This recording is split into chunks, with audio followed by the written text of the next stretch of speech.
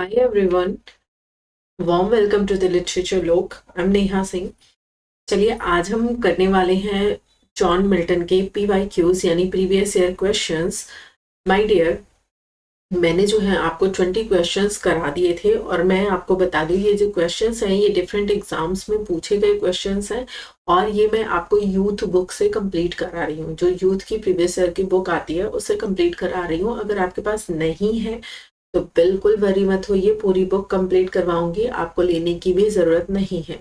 Otherwise आपके पास है तो आप रिवीजन के तौर पे यहाँ से देख सकते हैं। तो चलिए 21 से हम स्टार्ट करते हैं। 21 नंबर क्वेश्चन है, how many books does Milton regained consist of.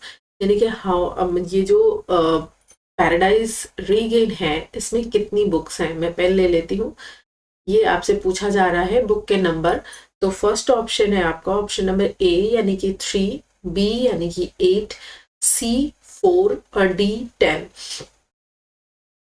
चलिए कमेंट करिए फटाक से। आप लोग मेरे साथ साथ अपने आंसर को कमेंट बॉक्स में कमेंट करते जाइए। आपको आता है तो भी ठीक है, नहीं आता है तो भी ठीक है। एलिमिनेशन के थ्रू करिए, लेकिन करिए। उससे क्या होगा, आप एक एक्टिव लर्नर की तरह लर्न करेंगे। इसकी वजह से आप कभी भूलेंगे नहीं। ये सारे क्वेश्चंस आपके दिमाग में बिल्कुल फीड हो जाएंगे। आई होप आपने कर लिया होगा। देखिए राइट आंसर है ऑप्शन नंबर सी यानी कि 4 बुक। अब देखिए अगर आपने इस बुक का पूरा टाइटल याद कर लिया है तो आपको कभी नहीं भूलेगा कि इसमें कितनी बुक्स हैं, क्योंकि आप इसका पूरा टाइटल देख लीजिए। Paradise regained, paradise regained a poem in 4 books. Right, ये बी है। तो ये पूरा इसका टाइटल है। तो जब भी आप पैराडाइज रीगेन बोलें अपने मुंह से तो सिर्फ ये ना बोले पैराडाइज रीगेन, ये हैबिट डाल लीजिए कि आपको बोलना है paradise regained a poem in 4 books. तो आप कभी नहीं भूलोगे कि ये कितने बुक्स में है। इसमें 4 बुक्स हैं। राइट, साथ ही साथ मैं आपको ये भी बता दूं कि ये पहली बार पब्लिश कब हुआ है।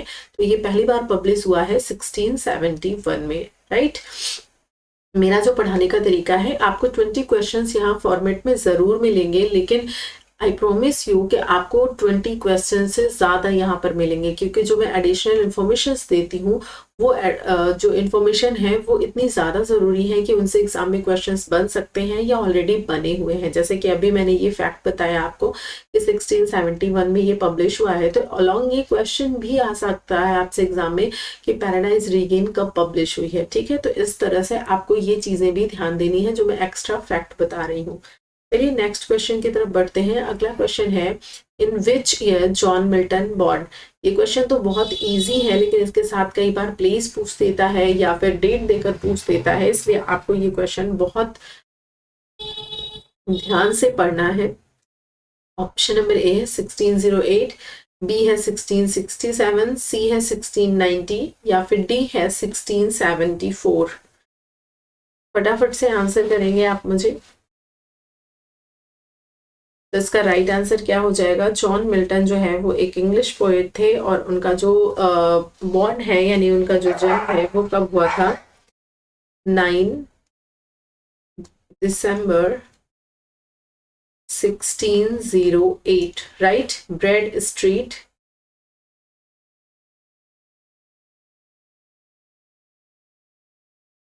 ब्रेड स्ट्रीट लंदन यूके में। ठीक है, और इसको याद करने की मैंने आपको ट्रिक बताई थी। जो इसका मंथ है और डेट है इसमें -1 आपने करना है, तो आपको रिजल्ट मिल जाएगा। क्या हो जाएगा, 8 नवंबर।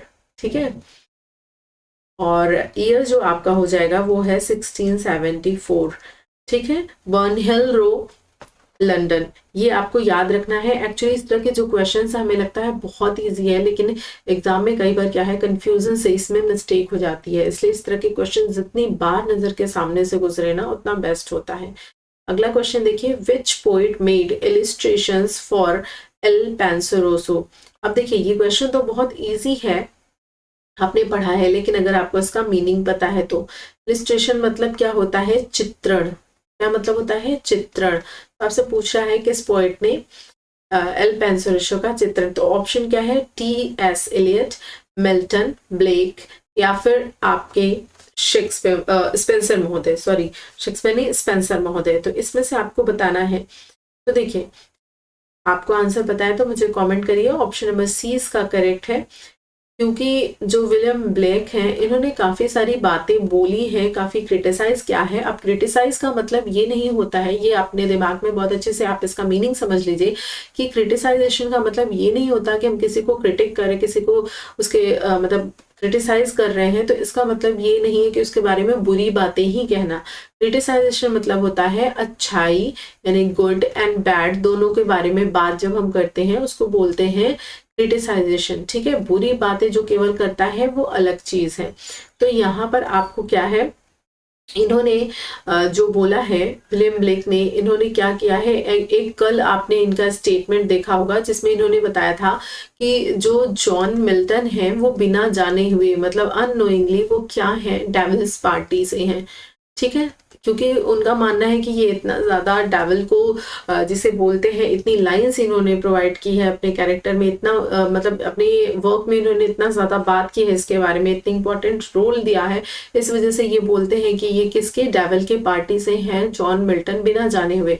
फिर उसके बाद इनका ये है कि इन्होंने, ये देखिए ये वाला क्वेश्चन भी बहुत इंपॉर्टेंट है कि विलियम ब्लेक ने क्या किया है, इलिस्ट्रेशन किया है, मेड इलिस्ट्रेशन फॉर एल पेंसोरोसो। ठीक, अब इसका मीनिंग भी पूछ लेता है आपसे एग्जाम में कि एल पेंसोरोसो का मीनिंग क्या है। तो इसका जो मीनिंग हो जाता है वो थॉटफुल मैन या फिर पेंसिव मैन आप बोल सकते हैं। ठीक, ये पोएम भी बहुत अच्छी है, यहाँ से इंपॉर्टेंट जो लाइन्स हैं वो आपके एग्जाम में आती हैं तो उनको मैं कवर कराऊंगी, बहुत ही डिटेल से हम लोग कवर करेंगे। बस साथ बने रहिए, और साथ बने रहने के लिए आपको करना क्या है, इस चैनल को सब्सक्राइब करना है और बेल आइकन को ज़रूर हिट कर लेना है, क्योंकि यहाँ पे एग्ज़ाम के आने से पहले पहले मैं आपको जो फुल कोर्स है वो दूंगी डिटेल में, साथ ही साथ आपको PYQ एंड MCQ भी दूंगी। राइट, तो ये आपके लिए काफ़ी इंपॉर्टेंट हो सकता है चैनल। क्वेश्चन नंबर 24 देखिए, which text of Milton does the following line appear, यानी कि किस टेक्स्ट में, किस वर्क में ये जो लाइंस हैं ये दिखाई देती हैं। Thou canst not touch the freedom of my mind, ये जो लाइन है ये कहाँ पर आई है, क्या ये ऑप्शन नंबर ए पैराडाइज में है, यानी कि पैराडाइज लॉस्ट में, या फिर कॉमस में, या फिर पैराडाइज रीगेन्ड में, ऑप्शन नंबर डी है एरियोपेगिटिका। अब आप बताएंगे कि किस में ये लाइंस जो हैं वो आई हुई हैं। ऑप्शन नंबर बी है बिल्कुल करेक्ट आपका, यानी कि ये जो कॉमस है जिसे आप बोलते हो कि ये एक मास्क है, क्या है, मास्क है। Right, in the honour of chastity, ये आप ध्यान रखेंगे, ये भी क्वेश्चन बनता है एग्जाम में कि किसके ऑनर में है, तो in the honour of chastity. Right, ये आप ध्यान रखोगे। और यहाँ पर इन्होंने क्या कहा है, दाऊ का मतलब क्या होता है, you can not touch the freedom of my mind, यानी कि आप मुझे कुछ करने से, कुछ कहने से, कुछ बोलने से रोक सकते हो, लेकिन क्या आप मेरे माइंड की फ्रीडम को रोक सकते हो, आप मुझे क्या मेरी इस फ्रीडम से रोक सकते हो कि मेरा माइंड फ्री है, वो कुछ भी सोच सकता है, कुछ भी कर सकता है। तो ये स्टेटमेंट, ये जो लाइन है ये किसकी है, ये कॉमर्स की है, जो कि जिसका जॉनरा की बात करें तो वो एक क्या है, मास्क है। राइट, ये आपने ध्यान रखना है, ये भी एग्जाम में क्वेश्चन पूछता है कि इसका जॉनरा क्या है। आगे बढ़ते हैं और देखते हैं अगला क्वेश्चन। अगला क्वेश्चन है, ये भी बहुत इजी है लेकिन बहुत इंपॉर्टेंट क्वेश्चन है, क्योंकि रिपीट किया जाता है एग्जाम में कि John Milton studied at, John Milton ने अपनी पढ़ाई कहाँ से की है। ऑप्शन नंबर ए है कैम्ब्रिज, बी है ऑक्सफोर्ड, सी है यॉर्क और डी है डबलिन। कहाँ पर उन्होंने अपनी स्टडी की है, कर दिया आपने आंसर, वेरी गुड। तो इसका जो राइट आंसर है वो हो जाएगा कैम्ब्रिज, ऑप्शन नंबर ए यानी कि करेक्ट हो जाएगा। ठीक है, आगे बढ़ते हैं और देखते हैं अपना अगला क्वेश्चन। अगला क्वेश्चन है हमारा, the famous epic paradise lost by Milton contains, इसमें पूछा है कितनी बुक्स आपसे जो है इसमें है, यानी ये जो वर्क है इसमें कितनी बुक्स हैं ये आपको बताना है। इसके रिगार्डिंग जो फैक्ट है वो भी मैं आपको यहीं बता देती हूँ। हालांकि जब हम पैराडाइज लॉस्ट पूरा डिटेल में करेंगे, इसके चैप्टर वाइज समरी देखेंगे, इसके इंपॉर्टेंट लाइंस देखेंगे, इसके जितने भी कैरेक्टरिस्टिक्स हैं या कैरेक्टर्स हैं जो भी पूछे जाते हैं, सब कुछ हम डिटेल में देखेंगे, राइट। बहुत इंपॉर्टेंट प्ले है, यहाँ से बहुत ज्यादा क्वेश्चंस एवरी एग्जाम्स में पूछे जाते हैं जहां पे भी जॉन मिल्टन प्रेस्क्राइब्ड है, राइट। तो देखिए मैं आपको इस क्वेश्चन का आंसर बताऊं इसके पहले आप इसकी डिटेलिंग थोड़ी सी देख लो। एक्चुअली ये जो आपका पैराडाइज लॉस्ट है, मैं शॉर्ट में ही लिखती हूँ, मेरी हैबिट है। जैसे पैराडाइज लॉस्ट है तो मैंने PL लिख दिया, आप इसको कनेक्ट कर लो। धीरे धीरे आप मेरे साथ जब जुड़ोगे तो मुझे समझने लगोगे, मतलब इतना ज्यादा मैं नहीं लिखती हूँ, हैबिट नहीं है, तो इससे आप समझ आया करो। तो ये पैराडाइज लॉस्ट जो है आपका, ये क्या है, ये एक एपिक है, ये तो आपको पता ही होगा, बहुत ही इजी सा फैक्ट है। ये एपिक है और रिटन इन ब्लैंक वर्स। ये क्वेश्चन भी आता है कि पैराडाइज लॉस्ट जो है वो किस में लिखा गया है, तो ये ब्लैंक वर्स में लिखा गया है। दूसरा फैक्ट आपको ये याद रखना है। तीसरा फैक्ट आपसे पूछा जाता है कि इसका जो फर्स्ट वर्जन है, यानी कि ये पहली बार कब पब्लिश हुआ था, तो ये पब्लिश हुआ था 1667 में, राइट, 1667 में विद 10 बुक्स। ये बहुत इंपॉर्टेंट फैक्ट है, इसको प्लीज बहुत अच्छे से याद रखिए, बार बार रिविजन कीजिए। इसका जो फर्स्ट वर्जन आया था वो 1667 में आया था विद 10 बुक्स, ठीक है, कंफ्यूजन नहीं होना चाहिए। पहले इसमें 10 बुक्स थी, उसके बाद क्या किया गया, इसका जो सेकंड वर्जन आया बाद में, ठीक है, यानी जो सेकंड एडिशन आया वो आपका आया 1674 में विथ 12 बुक्स। कितनी बुक्स में आया, 12 बुक्स में आया। तो ये भी फैक्ट बहुत इंपॉर्टेंट है, आप याद रखोगे। इनके ईयर बहुत इंपॉर्टेंट है, याद रखोगे। यानी एक क्वेश्चन से मैंने आपको देखो कितने क्वेश्चंस प्रिपेयर कराए, 1 2 3 5, ठीक है, और अपने आप में ये अलग क्वेश्चन है कितनी बुक्स पूछी जाती हैं, ठीक है। तो यानी आपको लगभग मैंने 5 से 6 क्वेश्चन कवर कराए हैं। अगर आपसे मान लीजिए एग्जाम में लिख कर आता है कि पैराडाइज लॉस्ट में ओरिजिनली कितनी बुक है, ठीक है, ओरिजिनली कितनी बुक है, तो आप हमेशा आंसर करोगे 10 बुक्स, क्योंकि ओरिजिनली बात कर रहा है, इट मींस फर्स्ट एडिशन की बात कर रहा है। और अगर आपसे नॉर्मली ऐसे ही पूछता है कि कितनी बुक्स हैं, तो आप क्या आंसर करोगे, आप आंसर करोगे 12 बुक्स। और एक और फैक्ट मैं आपको साथ ही साथ बता दूं कि ये जो 10 बुक्स हैं, इसके बाद ऐसा नहीं है कि मिल्टन ने 2 बुक्स और रिटन, मतलब लिखा और उसको ऐड किया, ऐसा नहीं है। इन्हीं 10 बुक्स में से ही उन्होंने 2 बुक को उसका पार्ट किया था। जैसे कि 2 बुक है, उसको ही उन्होंने हाफ कर दिया था, यानी उसके ही 2 पार्ट बनाए थे, और उसके बाद उन बुक्स की संख्या कितनी हो गई थी, 12 हो गई थी। अब कौन कौन से बुक का पार्ट बनाया था, ये है आपका होमवर्क, जो कि आप मुझे कमेंट बॉक्स में बताओगे। और नहीं, आपको नहीं पता है तो भी आप मुझे नीचे कमेंट करेंगे। मैं आपको जो है जब ये डिटेल से पढ़ाऊंगी पैराडाइज लॉस्ट, और जब उस पार्ट की यानी उस बुक की समरी बताऊंगी, तो मैं वहां पर आपको बताऊंगी कि कौन सी बुक को इस तरह से जो डिवाइड करके बुक्स का नंबर्स जो है वो बढ़ाया गया था। तो आई होप आपको बहुत अच्छे से समझ में आ गया होगा, ये फैक्ट क्लियर होगा। और बढ़ते हैं अपने अगले क्वेश्चन की तरफ। हमारा अगला क्वेश्चन है, which of the following poem is not composed bye John Milton, right. John Milton के द्वारा इनमें से कौन सी पोएम है जो कि कंपोज्ड नहीं की गई है। तो बहुत ही ज्यादा, अगर आपने जॉन मिल्टन की बायोग्राफी या उनका वर्क पढ़ा है तो इजीली आप उसको आंसर कर पाओगे। बहुत ही, जिसे बोलते हैं, इजी है ये, और ये एग्जाम में आया हुआ क्वेश्चन है। जितने भी हैं सब तो ये अपने आप में बहुत इंपॉर्टेंट हो ही जाते हैं। सारे क्वेश्चंस को आपने स्टार मार्क करके बार बार रिविजन करना है, ताकि ये एग्जाम में अगर दिखाई पड़ जाए तो गलती से भी गलती ना हो, समझ रहे, गलती से भी गलती ना हो। चलिए, तो सबसे पहले तो मैंने आपको क्या कहा था कि एक आइडियल रूल, अगर हमको क्वेश्चन में कहीं भी नॉट दिख जाता है तो हम बड़ा सा सर्कल करेंगे ताकि ये बिल्कुल अच्छे से हाईलाइटेड हो। तो इसमें पूछ रहा है कौन सा कंपोज्ड नहीं किया गया है। तो ऑन हिज ब्लाइंडनेस बहुत ही फेमस वर्क है उनका, आपको पता है। उन्होंने जो है ये लिखा ही लिखा है। एल एलिग्रो हम बार बार पढ़ते हैं, जिसका मीनिंग होता है the happy man, right, the happy man, ये भी उनका ही वर्क है। एल पेंसोरोसो, इसका मतलब जस्ट मैंने अभी बताया, द पेंसिव मैन, ठीक है, द पेंसिव मैन, ये भी इनका वर्क है। तो कौन सा इनका नहीं है, इट मीन्स ट्रू लव इनका नहीं है। अब ट्रू लव इनका नहीं है तो साथ ही साथ हमको ये भी जानना है कि ये किसका है। तो ये है विलियम शेक्सपियर का ट्रू लव। ये उनकी क्या है, सोनेट है।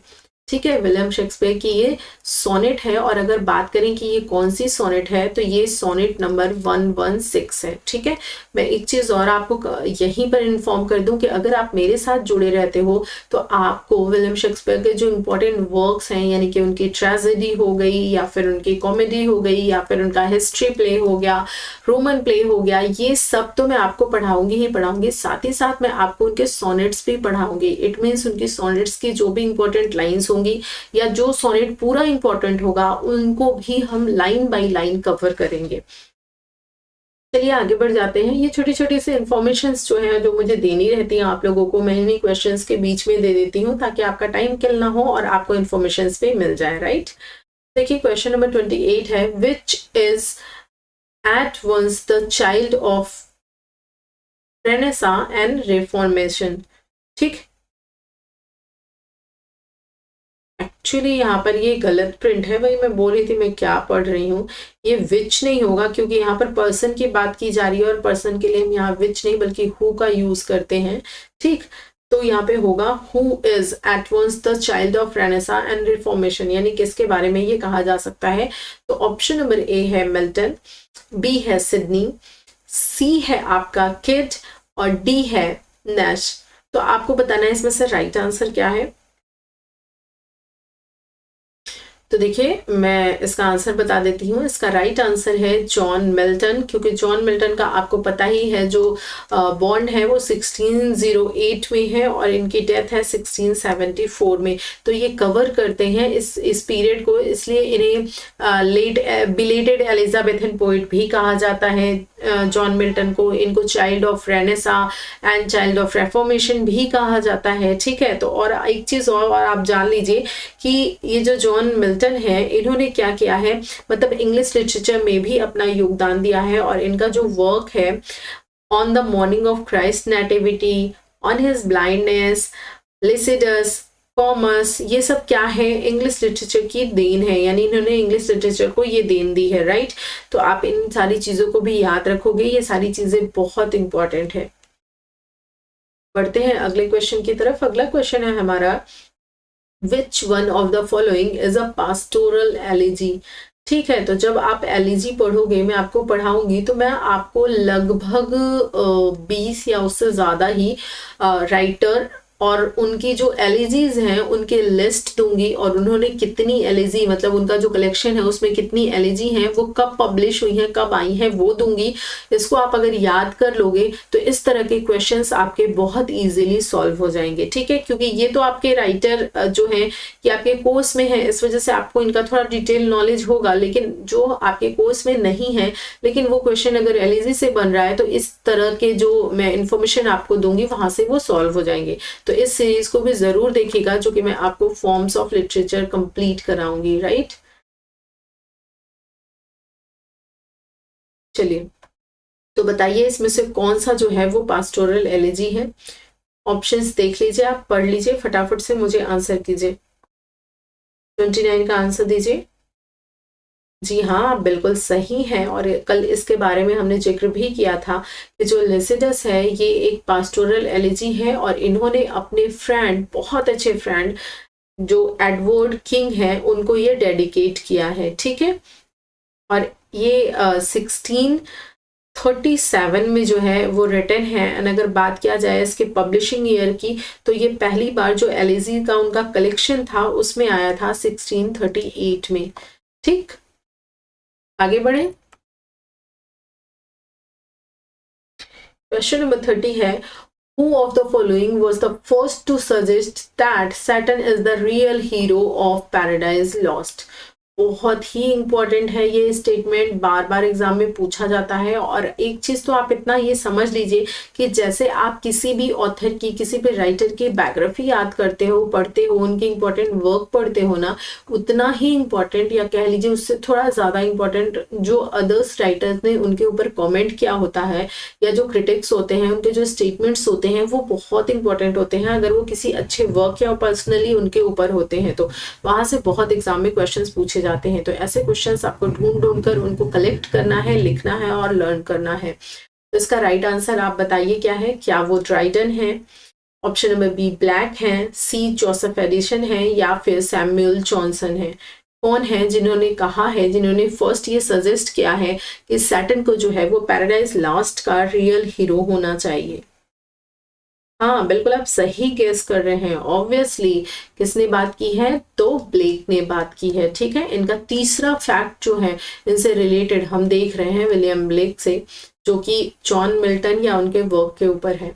तो ऑप्शन नंबर बी बिल्कुल करेक्ट है। बढ़ते हैं अपने अगले क्वेश्चन की तरफ। अगला क्वेश्चन है मिल्टन कंपोज्ड एरियोपैगिका इन, यानी यहाँ पर देखिए आपसे क्या पूछ लिया, इस वर्क का जॉनर पूछ लिया, जॉनरा पूछ लिया, राइट। इसीलिए मैं कहती हूँ आप कोई भी वर्क पढ़िए तो उसका रिटन पब्लिश ईयर पढ़ने के साथ साथ उसका जॉनरा जरूर पढ़िए। तो यहाँ पर आपसे पूछा गया है क्या वो पोइट्री है, या फिर प्रोज है, या फिर option number C dramatic form है, या फिर इनमें से कोई नहीं। जी हाँ बिल्कुल राइट हो, यानी कि ऑप्शन नंबर बी जो है बिल्कुल करेक्ट है, यानी कि ये एक प्रोज वर्क है। और आपसे पूछा जाता है कि ये किसके बारे में है, यानी ये क्या बात करता है, तो जो एरियोपैगिका है ये मैंने आपको बताया था, ये फ्रीडम ऑफ प्रेस की बात करता है। ठीक है, ये बहुत ही इनका फेमस है वर्क है, जिसे आप ये भी बोल सकते हो, ऑप्शन में कहीं कहीं आपको ये भी देखने के लिए मिल सकता है कि लिबर्टी ऑफ अनलाइसेंसिंग प्रिंटिंग प्रेस के बारे में ये बात करता है। ये आ सकता है, या फिर फ्रीडम ऑफ प्रेस लिखा हुआ आ सकता है, फ्रीडम ऑफ स्पीच लिखा हुआ आ सकता है, ये सारी चीजें लिखी हुई आ सकती हैं। ठीक है, तो इसको आप अच्छे से याद कर लीजिए, राइट। आई होप आपको याद भी हो गया होगा। देखिए अगला क्वेश्चन है, क्वेश्चन नंबर 32 है।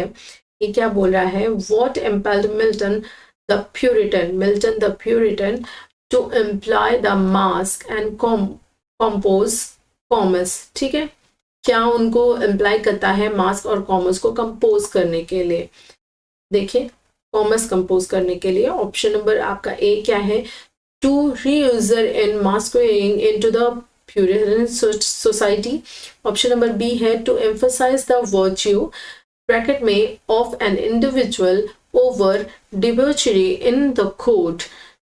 सी है आपका to showcase his artistic ability as a dramatist, ये करने के लिए।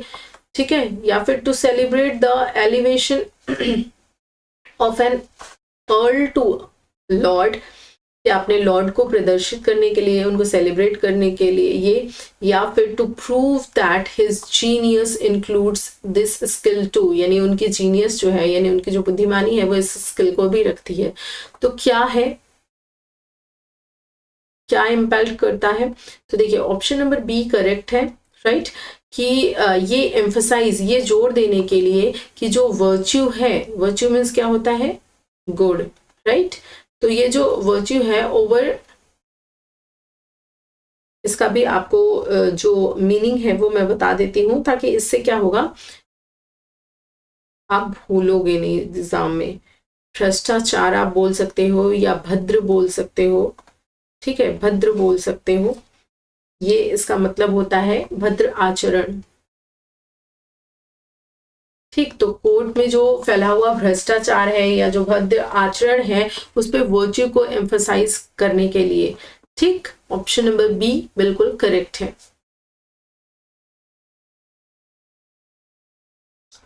अगला क्वेश्चन देखिए, अगला क्वेश्चन बहुत इंपॉर्टेंट है। ये जो है आपका क्वेश्चन जो है CGPSC यानी छत्तीसगढ़ PSC में ये क्वेश्चन पूछा गया है असिस्टेंट प्रोफेसर के एग्जाम में 2017 में। तो ये इंपॉर्टेंट है, पूछा जा सकता है, तो ध्यान रखिए इसमें क्या पूछ रहा है, विच epic convention that Milton followed in Paradise Lost is missing in this list। यानी कि मिल्टन ने कौन से एपिक कन्वेंशन का यूज किया है पैराडाइज लॉस्ट में, जो कि यहाँ पर इस लिस्ट में मिसिंग है। ये जो लिस्ट दी हुई है एपिक कन्वेंशंस की, इनमें से कौन सी चीज ऐसी है जो उन्होंने यूज की है लेकिन मिसिंग है, राइट। तो पहले तो ये कन्वेंशंस हम पढ़ते हैं कौन कौन से हैं। फर्स्ट है noble theme, invocation to muse, इसको मैं मतलब आपको क्लियरिफाई भी करती चलती हूँ, क्योंकि एक बार मैं पढ़ूंगी फिर क्लियरिफाई करूंगी तो आपका टाइम किल होगा। तो नोबल थीम का मतलब है क्या उन्होंने अपने प्ले में एक नोबल थीम ली है? जी हाँ, बिल्कुल, उन्होंने अपने प्ले में एक नोबल थीम के बारे में बात की है। इन्वोकेशन टू म्यूज, यानी ये जब प्ले ओपन होता है, प्ले मैं बोल रही हूँ, प्ले मतलब समझ लीजिएगा, एपिक की बात कर रही हूँ, हैबिट है थोड़ा सा उसके लिए निकलता है, अदरवाइज इस एपिक को एक्चुअली मैं एपिक ही बोलती हूँ, ज्यादा बेटर होगा। तो इस एपिक में जब स्टार्ट होता है तो क्या होता है? इन्वोकेशन ऑफ म्यूज, यानी म्यूज के आवाहन से स्टार्ट होता है। इसमें हीरोइक फिगर की बात की गई है, जी हाँ बिल्कुल, उनके डेवलपमेंट की बात की गई है। और ये जो प्ले है वो मीडिया क्रेस इसको बोलते हैं, यानी कि इसकी जो बिगिनिंग है वो मिडिल से होती है, यानी जो स्टोरी स्टार्ट होती है जब सैटर्न जो है वो नीचे गिरता है हेल में, तब से ये इसकी स्टोरी जो है स्टार्ट होती है, बाद में फिर वो पूरी कनेक्ट की जाती है। तो इसको आप बोलते हो, इस तरह की ओपनिंग को आप बोलते हो मीडिया क्रैश। ये एग्जाम में क्वेश्चन पूछा गया है कि इस तरह की ओपनिंग को हम क्या बोलते हैं, तो मीडिया क्रैश बोलते हैं। तो बिल्कुल ये भी है। एलिवेटेड स्टाइल एंड डिस्क्रिप्शन है, इम्प्रेसिव कैटलॉग है, वॉर लाइक स्पीचेस हैं, बिल्कुल है war like speeches. Super natural machinery है, यूज ऑफ सुपर नेचुरल एनालिजन्स है, बिल्कुल ये सारी चीजें हैं, ये उन्होंने यूज की हैं। ये एक लिस्ट आपको प्रोवाइड की गई है। अब आपसे पूछ रहा है इनमें से कौन सा उन्होंने यूज किया है, लेकिन इस लिस्ट में गिवन नहीं है। तो ऑप्शन नंबर ए क्या हो जाएगा, ये नहीं कि यूनिटी ऑफ एक्शन उन्होंने यूज किया है। क्यों? क्योंकि एक्चुअली तो ये यूनिटी ऑफ एक्शन एक प्लेस की बात करता है, यूनिटी ऑफ प्लेस, लेकिन ये जो यूनिटी ऑफ एक्शन है ना, वो एक्चुअली कोई ऐसा काम है जो हो रहा है और उसका प्रभाव एक साथ पड़ रहा है, दिखाई दे रहा है। ठीक है, जैसे कि अगर बात किया जाए कि इन्होंने यूज तो किया है 3 प्लेसेस का, आप देखो हेवन, हेल एंड अर्थ का। ठीक है, हेवन, हेल एंड अर्थ का यूज किया है, लेकिन ये जो दिखाना चाह रहे हैं, क्या ये शो करना चाह रहे हैं? टू जस्टिफाई, है ना, वेज ऑफ मैन, यही तो वो जस्टिफाई करना चाह रहे हैं, यही तो वो बता रहे हैं ना, इसी पे तो पूरी मतलब आप कह लीजिए इसकी थीम ही है। तो इसका मतलब क्या है, ये यूनिटी ऑफ एक्शन जो है वो क्या रिफर करता है? ये कॉम्बिनेशन ऑफ इंसिडेंट्स को रिफर करता है, यानी जो इंसिडेंट्स हैं वो आपस में कंबाइन है या नहीं, लिंक हो रहे हैं या नहीं, और उनका एक रिजल्ट आ रहा है कि नहीं। तो ये क्या है, ये इसको जो है प्रेजेंट करता है, शो करता है, और ये चीज यहाँ पर है, जो पूरी घटना है वो बिल्कुल एक दूसरे से कनेक्टेड है, और कनेक्ट होकर ही पूरी ये इफेक्ट जो है वो बनती है। ठीक है, इसका जो प्रभाव है वो बिगनिंग, मिडिल और एंड में पूरा जो इसका कॉज है, जो मतलब एक दूसरे से रिलेशन है, वो पूरा शो होता है। तो वो इस लिस्ट में नहीं था, इसलिए ऑप्शन नंबर ए आपका क्या होता है, करेक्ट हो जाता है। बहुत इंपॉर्टेंट है, आई होप आपको क्लियर हो गया होगा, हमने कोशिश की है आपको पूरा समझाने की। आगे बढ़ते हैं, देखिए क्वेश्चन नंबर 34 क्या है, in which work Milton states that, ये लाइन पूछी गई है आपकी, किस वर्क से है? While the still morn went out with slandry grey, ये कहां से है? ऑप्शन देख लीजिए, ऑप्शन ए है एल एलिग्रो, ऑप्शन बी है एल पेंसरोसो, ऑप्शन सी है कॉमस, ऑप्शन डी है लिसिडस। तो ये किसकी लाइन है, ये आपको बतानी है। फटाफट से फटाफट आप मुझे आंसर करेंगे। तो इसका राइट आंसर क्या हो जाएगा? इसका राइट आंसर हो जाएगा ऑप्शन नंबर डी, यानी कि ये लिसिडस की लाइन है। ठीक है, लिसिडस के बारे में तो मैं आपको कई बार बता चुकी हूँ कि एडवर्ड किंग के को डेडिकेटेड है, पास्टोरल एलिजी है, 1637 में लिखी गई है। ये सारे फैक्ट आपको बता दी हूँ, फिर भी रिपीट कर दिया ताकि आपको एक बार फिर से रिकॉल हो जाए। तो ये जो लाइन है ये कहाँ दिखाई देती है? इसी वर्क पे उनके शो होती है। अगले क्वेश्चन की तरफ बढ़ते हैं और क्वेश्चन नंबर 35 देखते हैं। Study the line from Milton sonnet address to the nightingale. ये इनका एक वर्क है जिसमें ये जो लाइन है वो एड्रेस की गई है, और ये एक कैसा वर्क है? ये एक सोनेट है, यानी इसका जॉनरा क्या है? सोनेट है। अब लाइन्स पढ़ लेते हैं, ये 2 लाइन्स हैं। ठीक है, लाइन्स क्या है? Now timely sing the rude bird of hate foretell my hopeless tomb in some grove nigh। अब यहाँ पर आपसे क्वेश्चन पूछ रहा है, तो आपका मेन क्वेश्चन ये है, right, what is the root word of hate, यानी यहाँ पर ये जो root word of hate word आया हुआ है ना, तो आपसे यही पूछ रहा है कि ये वर्ड किसके लिए आया है। तो उसके लिए आपको समझना होगा इसके बारे में, लेकिन इससे पहले ऑप्शंस देख लीजिए। ऑप्शन नंबर ए है नाइटिंगेल, बी है आउल, सी है स्पैरो, डी है कुकू, और ई है रेवन, राइट।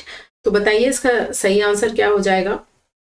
एक्चुअली ये जो ओ नाइटिंगेल इनका सोनेट है, ठीक है, ये मिल्टन का सोनेट है, ये क्या प्रेजेंट करता है, ये एक कंट्रास्ट प्रेजेंट करता है टू बर्ड्स के बीच में। क्या प्रेजेंट करता है, एक कंट्रास्ट प्रेजेंट करता है टू बर्ड्स के बीच में, किसके किसके, नाइटिंगेल एंड कुकू बर्ड्स के बीच में, ठीक है। इसमें क्या प्रेजेंट करने की कोशिश की गई है इसके थ्रू, मतलब कॉन्ट्रास्ट एंड स्ट्राइफ यानी संघर्ष और जो विरोधाभास है वो प्रेजेंट करने की कोशिश की गई है, इनको सिंबलाइज करते हुए किसके बीच में, लव और हेट के बीच में, लव और हेट के बीच में प्रेजेंट करने की कोशिश की गई है। और यहाँ पे जो रूट वर्ड सिंबल बनाया गया है, यानी कि रूट वर्ड ऑफ हेट जो आया है वो किसके लिए आया है, वो कुकू बर्ड के लिए आया है, यानी कि ऑप्शन नंबर डी आपका क्या हो जाता है, बिल्कुल करेक्ट हो जाता है। आगे बढ़ते हैं और अपना अगला क्वेश्चन देखते हैं।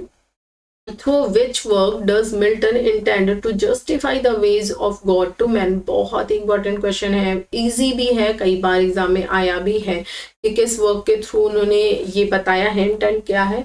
तो देखिए ऑप्शन देख लीजिए आप, मैं इसका राइट आंसर ही बताती हूँ क्योंकि बहुत इजी है, कई बार बताया भी है आपको। तो ऑप्शन नंबर सी सही हो जाएगा, यानी कि पैराडाइज लॉस्ट। पैराडाइज लॉस्ट की ही ये थीम है, उसमें ही इन्होंने क्या किया है, इसको बताने का प्रयास किया है, to justify the ways of God to man. आगे बढ़ते हैं और अपना अगला क्वेश्चन देखते हैं। अगला क्वेश्चन है question number 37। A crucial aspect of Milton's divergence from the Petrarchan sonnet tradition concerns not on implied or the occasional nature of his sonnet but also, ठीक है, ये एक रीजन था, उसके अलावा आपसे पूछ रहा है, लेकिन और क्या। तो ऑप्शन देख लीजिए, ऑप्शन नंबर ए है the presence of slight pause at the end of the fourth line, fourth line में जो स्लाइट पॉज होता है वो रीजन था, या फिर how the rhyme of the octave carried on into the sestet without any break, ठीक है, बिना ब्रेक के जो सेस्टेट लाइन है वो कैरी आउट हो जाती है, या फिर सी जो है the rejection of the idlies love poetry traditions of the Elizabethans. D option है the presence of Miltonic similes and images. बताइए क्या है इसका रीजन।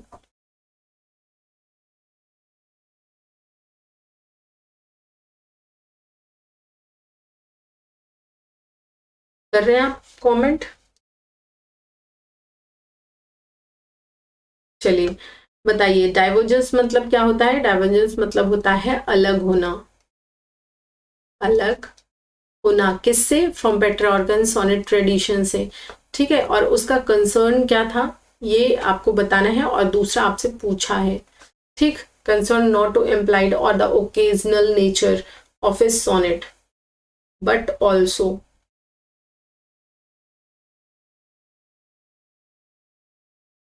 राइट आंसर इसका क्या हो जाएगा, राइट आंसर हो जाएगा आपका ऑप्शन नंबर सी, ठीक है, यानी कि the rejection of idlies love, idyllic love, sorry idlies नहीं, idyllic love poetry tradition of the एलिजाबेथियंस।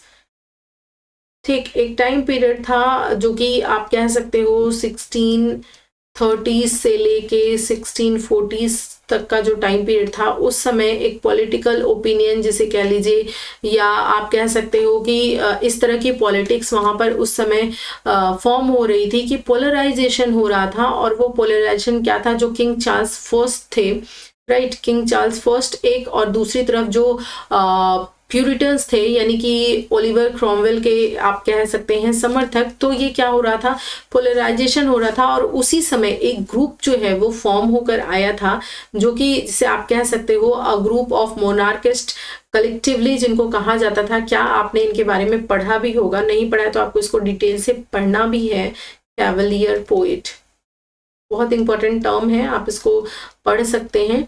तो ये फॉर्म हो रहे थे, और इनमें कौन कौन थे, लवलेस थे, सकलिंग थे, ठीक, ये लोग थे, ये सब लोग जो है ये कैवलियर पोइट्री उस समय क्या हो रही थी, फ्लरिश हो रही थी, लेकिन जो मिल्टन थे वो इससे क्या थे, दूर थे, ठीक है। तो ये क्वेश्चन क्लियर होगा आई थिंक। आगे बढ़ते हैं, ये क्वेश्चन भी आपका पूछा गया है छत्तीसगढ़ पीएससी में ही। नेक्स्ट है आपका in the opening invocation of paradise lost Oreb refers.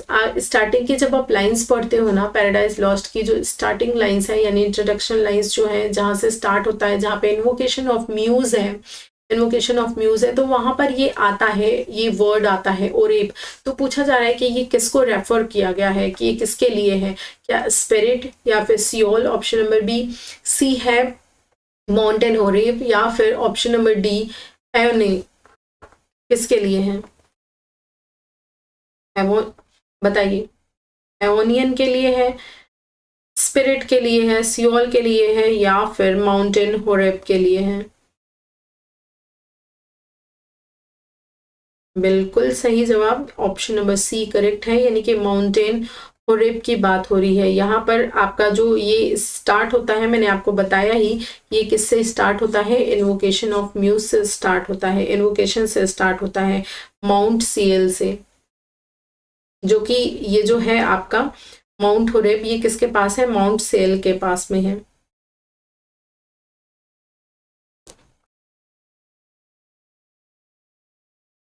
आगे देखिए, ये भी इंपॉर्टेंट है क्योंकि ये आपसे पूछा गया है कि किस in which work of Milton does the character Delia appear, Delilah appear, Delilah जो है, ये डेलिला किस में आती है, क्या वो पैराडाइज लॉस्ट की कैरेक्टर है, या फिर लिसिडस की, या फिर सैमसन एगोनिस्ट की, या फिर कॉमस की। चलिए आंसर करिए फटाफट से, और साथ ही साथ मुझे आप ये भी इन्फॉर्म करिएगा कि मैंने आपसे पूछा था कि ये राइटर्स कवर कराने के बाद पहले मैं आपको हिस्ट्री ऑफ इंग्लिश लिटरेचर पढ़ाऊं, या फिर लिटरेरी टर्म्स कवर कराऊं, या फिर और क्या था एक टॉपिक आपका, क्या है आप बताओ, figure of speech, right, figure of speech cover कराऊं, या फिर फॉर्म्स ऑफ लिटरेचर कवर कराऊं। तो इन चारों टॉपिक्स में से आप क्या चाहते हो कि कौन सा टॉपिक मैं पहले उठाऊं इन ऑथर्स के बाद। तो चलिए इसका राइट आंसर आई होप आपको पता होगा, इसका आंसर है सैमसन एगोनिस्ट, और सैमसन एगोनिस्ट में सैमसन की वाइफ होती है ये डेलिला, ठीक है, ये इसकी वाइफ होती है। तो ये कैरेक्टर ऑप्शन नंबर सी का है। आगे बढ़ते हैं और अपना इस स्लाइड का लास्ट क्वेश्चन देखते हैं, जो कि है in the state of his blindness with whom Milton does not compare himself, यानी अपनी जो ये ब्लाइंडनेस की स्टेट है इसमें मिल्टन खुद को किससे कंपेयर नहीं करते हैं। ऑप्शंस देख लेते हैं, ब्लाइंड, थेमेसिस ब्लाइंड, मियोनिडिस, टायरिसिस एंड फेनियस, या फिर लिसिडस, किसके साथ ये खुद को कंपेयर नहीं करते हैं। एक और इन्फॉर्मेशन है, जल्दी से दे देती हूँ कि ये जो आपके क्वेश्चंस की सीरीज है ना, ये मैं आपको भले 20-20, 40-40 या 50-50 क्वेश्चंस कराऊंगी, लेकिन एट लास्ट एक मैराथन के रूप में मैं पूरे क्वेश्चंस का इकट्ठा सीरीज आपको दे दूंगी। तो एग्जाम में क्या है, आपको बार बार जो वीडियोज हैं वो ढूंढने नहीं पड़ेंगे, एक ही वीडियो आप क्लिक करोगे और सारे क्वेश्चन को एक बार में देख लेंगे। ऐसा ही मैं सभी राइटर्स और सभी जो चीजें पढ़ाऊंगी कैटेगरीज के साथ करूंगी कि आपको छोटे छोटे वीडियोज में मिल जाएंगे। अगर आपको छोटे वीडियोज देखने में अच्छे लगते हैं तो आप वो देख सकते हो, अदरवाइज इनका जो मैराथन है वो भी मैं क्या करूंगी, डाल दूंगी, वो भी आप देख सकते हो। तो चलिए इसका आंसर आई होप आपने बता दिया होगा और वो करेक्ट भी होगा। तो इन्होंने अपने आप को लिसिडस से कंपेयर नहीं किया है, क्योंकि जो लिसिडस है ये इन्होंने किसके लिए लिखी है, किसको डेडिकेट करते हुए, अपने फ्रेंड एडवर्ड किंग को।